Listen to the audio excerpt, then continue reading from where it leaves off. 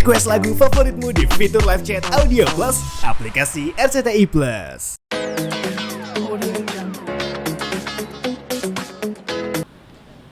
Ya, karena memang tergugat itu dalam hukum acara perdata, prinsipal, Dela ini kan prinsipal. Kalau kita kuasa hukum tidak wajib hadir.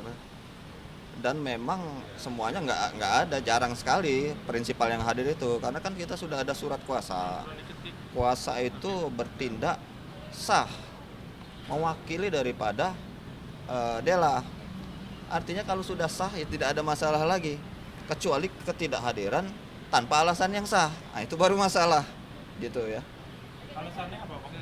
Sudah diwakili. Kan orang hire pengacara itu adalah opsi. Boleh dia datang sendiri, boleh dia nyawa pengacara kalau ada duit, gitu ya. Diwakili. Sah itu. Agendanya hari ini tanggal 8 Juli ya 2025 adalah pembuktian dari penggugat. Nah, bukti dari penggugat ini dia menghadirkan 5 bukti.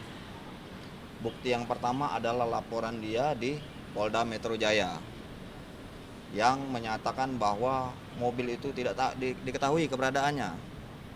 Nah, tapi bertolak belakang dengan dalam gugatan dia. Dia bilang dalam gugatan mobilnya ada, dia bilang di dalam gugatan. Ya, itu ya. Dan dari kelima bukti itu hanya bukti yang pertama yang asli. Catat itu. Hanya 1 bukti dari 5 bukti yang asli. Nah, yang nggak asli ada 4. Itu merupakan capture WA. Capture WA ada tadi antara Aca dan Arman dan lain-lain. Capture WA semua keempat-empatnya. Capture WA yang tidak di digital forensik, catat ya. Yang tidak digital forensik. Nah, jadi harus tidak bisa dibilang ada kebenarannya dalam situ karena tidak ada digital forensiknya terhadap chat WA itu ya.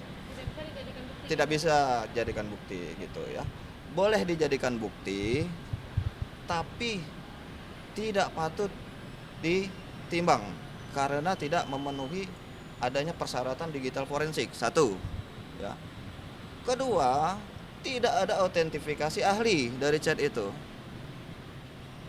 Dari digital forensik itu harus ada ahli yang menjelaskan bahwa chat itu asli.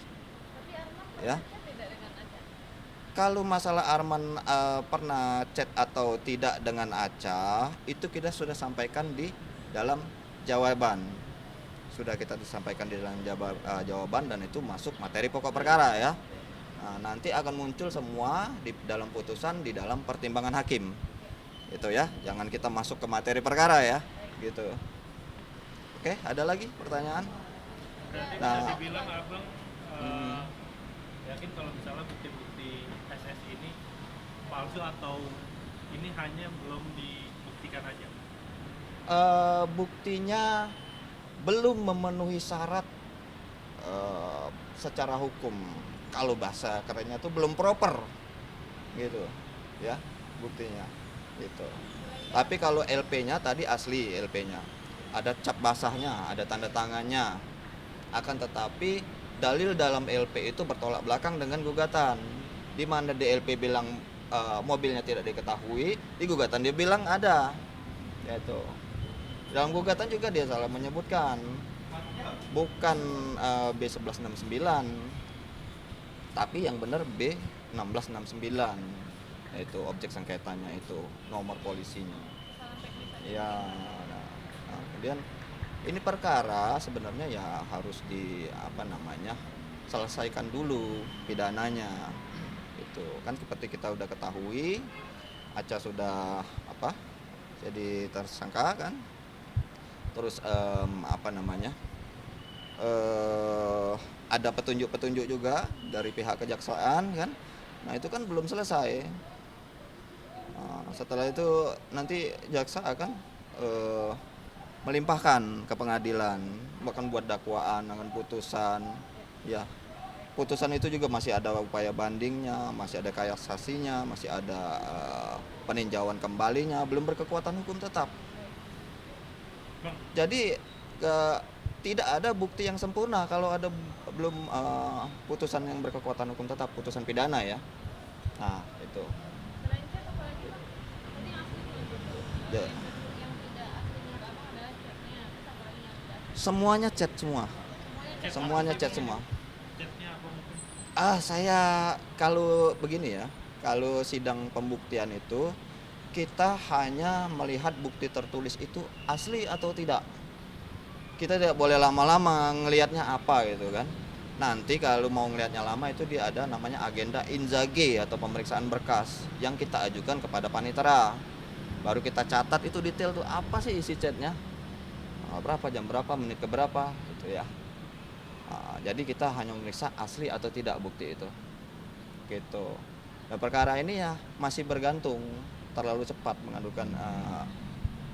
mengajukan gugatan perdata. Perkara ini masih tergantung pemeriksaannya pada perkara pidana.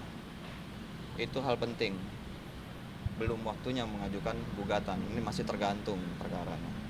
Apakah terbukti ada penipuan umroh atau tidak? Yang jelas seseorang ditetapkan tersangka pasti sudah ada bukti yang cukup telah diduga melakukan penipuan dan penggelapan dana umroh. Itu menurut KUHP ya, bukan saya. Itu. Intinya kan dia rencana Mm-mm. lagi Mm-mm. Ya. sesimpel itu kan sebetulnya. Oh, jadi dari pihak sana meminta ganti rugi melalui gelar perkara. Selesai perkara gitu. Oh, selesai perkara, dia minta ganti rugi.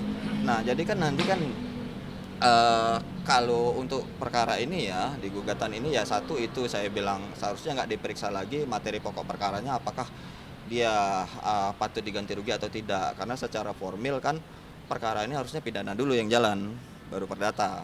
Setelah berkekuatan hukum tetap, putusan pidana dijadikan bukti dalam perkara perdata.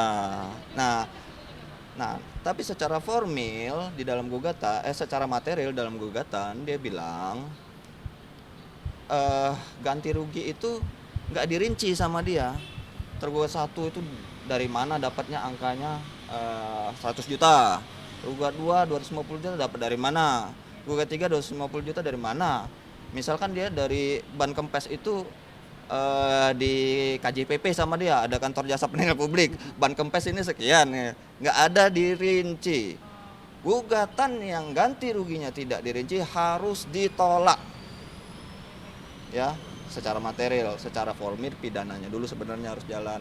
Yang ini nggak usah diperiksa lagi kalau udah salah gugatannya. Ya, itu ya. Sidang selanjutnya itu tanggal 15 Juli 2025. Agendanya adalah bukti surat dari tergugat 1, tergugat 2, dan tergugat 3.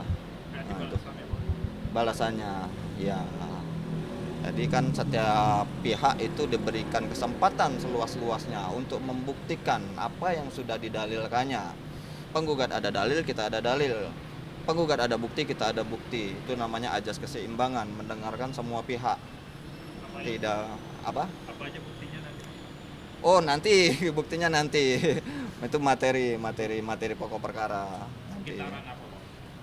Ya sekitaran inilah, permasalahan inilah, ya. Bang, ada yang disampaikan sama Kak Dela mungkin, Bang, sama suami berhalangan hadir hari ini, Bang. Ya, Mungkin ya. ya, yang jelas kan itu tadi, mengenai ketidakhadirannya Enggak, atau apa yang mau disampaikan. Kalau saya sih tidak ada komunikasi tadi sama dia.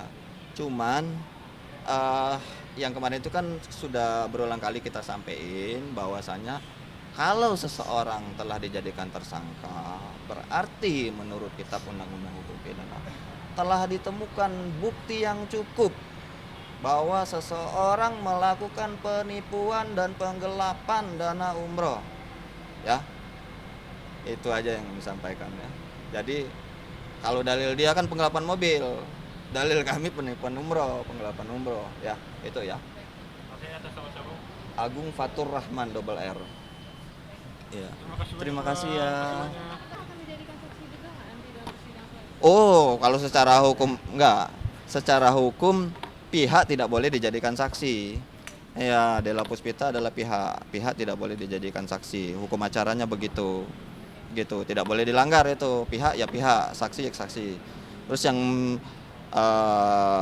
tidak boleh dengar keterangannya sebagai saksi itu kan adalah ya orang gila, suami istri, walaupun dia sudah bercerai kan, satu garis keturunan lurus atau semenda itu nggak boleh jadi saksi. Gitu ya. Bang, mobil di Polres katanya yang berhak mengambil adalah yang menyerahkan mobil. Ini kan Mm-mm. Pak Arthur sama Mbak Della. Mm-mm. Itu gimana Bang? Pihak mereka ingin Oh, mengambil mobil tapi tidak bisa. bukan seperti itu. Itu kan sudah masuk ke dalam ranah pidana.